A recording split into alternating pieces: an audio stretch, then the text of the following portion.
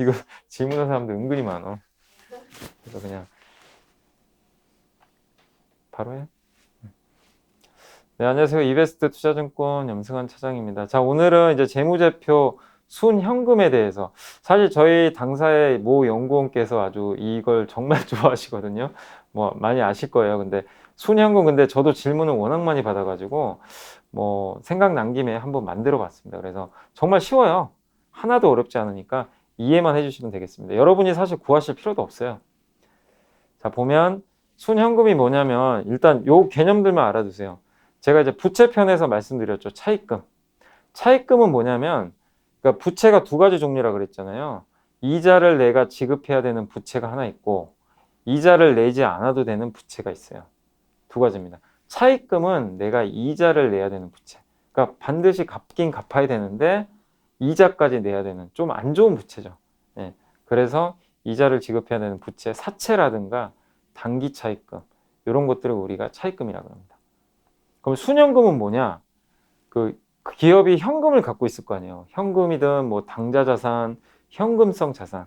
그러니까 당장 현금화할 수 있는 그런 자산들이 있잖아요. 거기서 아까 말씀드린 저 이자를 지급해야 되는 부채를 뺀 거예요. 그게 바로 순현금입니다. 하나도 어렵지 않죠. 근데 순현금 구할 때 그럼 현금성 자산이 뭐냐? 현금, 예금, 금융상품, 이런 것들을 우리가 현금성 자산이라고 그래요. 차입금은 단기 차입금, 유동성 장기 부채, 그리고 장기 차입금, 사채, 이런 것들은 제가 그 지난 시간에 그 부채 한번 설명해 드렸잖아요. 그래서 이자 지급성 부채 한번 설명드린 거로 그 편 좀 참고하시면 되겠고, 어쨌든 단기 차입금, 유동성 장기 부채, 장기 차입금, 사채, 이거 다 이자 내야 되는 겁니다. 이런 것들을 뺀 거예요. 예. 그래서 이게 끝입니다. 이렇게 해서 순현금이 많은 기업은, 그러니까 그만큼 굉장히 회사가 현금을 많이, 실제 그러니까 내가 갚아야 되는 부채 빼고 실제로 내가 돈을 많이 갖고 있는 거죠. 그러니까 내가 만약에 계좌에 뭐 예를 들면 10억 원이 있다고 쳐볼게요.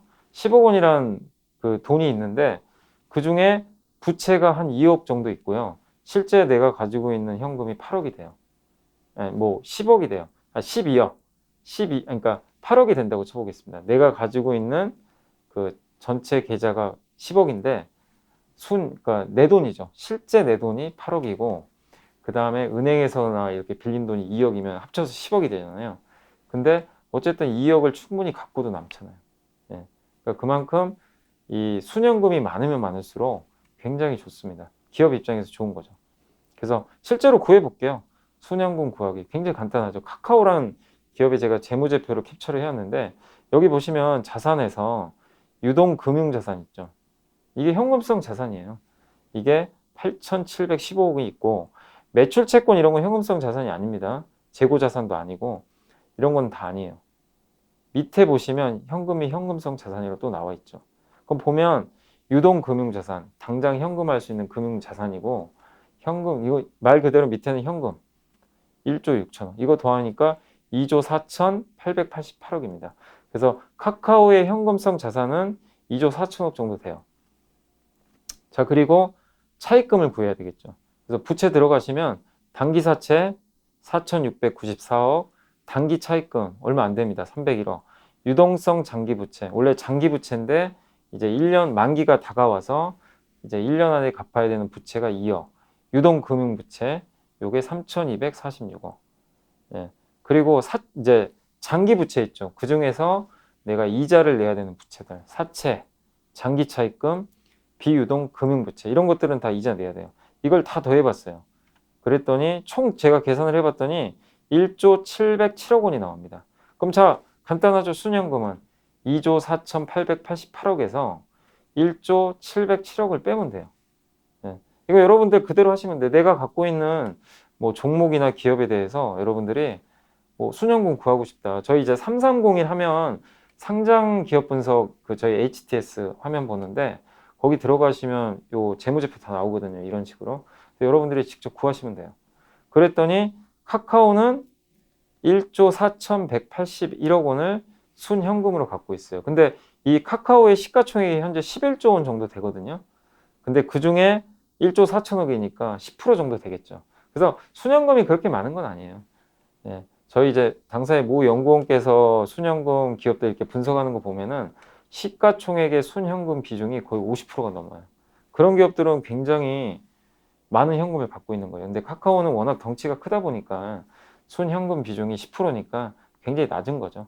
그러니까 이런 기업들은 낮은데 뭐 낮다고 나쁜 건 아닌데 어쨌든 이 비율, 시총 비율이 시총에서 순현금이 갖고 있는 그 비중이 50%가 넘어가면 굉장히 많고 안정적으로 보셔도 돼요. 그런 기업들은 여러분들이 뭐 알짜 회사로 보셔도 돼요. 크게 염려 안 하셔도 됩니다. 돈만 잘 번다면. 네, 그래서 그 순현금은 굉장히 간단하죠. 이렇게 어려운 개념 아니니까 여러분들이 직접 구하시면 됩니다. 그래서 유념하실 건 이 개념만 좀 알아두시면 돼요. 제가 부채편에서 차입금을 말씀드렸잖아요. 차입금에 대한 그 개념, 이자를 지급해야 되는 부채, 이것만 여러분들이 개념 정리가 잘 돼 계시면 하나도 구하는 게 어렵지 않으니까 순현금 이런 식으로 한번 구해 보셔서 평가를 해 보시면 좋을 것 같습니다. 자, 저는 오늘 이제 부채까지는 다 끝났어요. 부채는 이제 이 세 개로 다 끝난 거고, 다음에는 이제 제가 뭐 손익계산서도 남아 있고 또 자본 항목도 남아 있는데 그런 것들 차례차례 설명해 드리겠습니다. 자, 청취해 주셔서 감사합니다.